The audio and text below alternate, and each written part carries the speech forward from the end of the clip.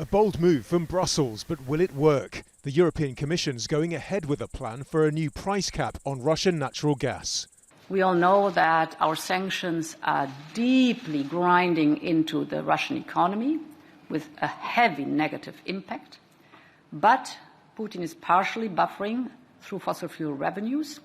So here the objective is we must cut Russia's revenues, which Putin uses to finance his atrocious war in Ukraine. Since February, the EU's imposed sanctions on Russia and acted to wean itself off Russian energy. Some member states are sceptical of the price cap, worried it could push Moscow to turn off the taps completely. Russia's already stopped or reduced supplies on 3 of its biggest westward gas pipelines, while oil supplies have been redirected eastwards. Its economy, of course, is now more cut off from the West and from many global markets than at any point since the end of the Cold War.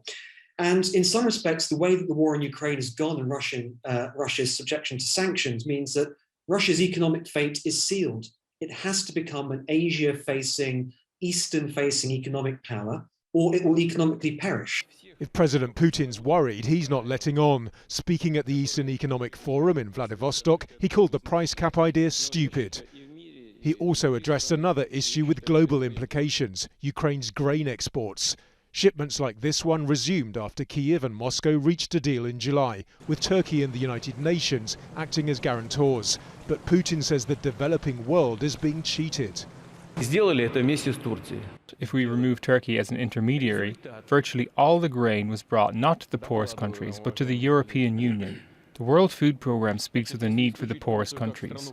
Out of 60,000 tonnes of production, just 3% went to developing countries. UN data shows Turkey has been the biggest single destination, with cargoes also going to China, India, Egypt, Yemen, Somalia and Djibouti. Whatever the reality, Vladimir Putin insists his country's already seen off the worst effects of Western sanctions, saying inflation has started to fall.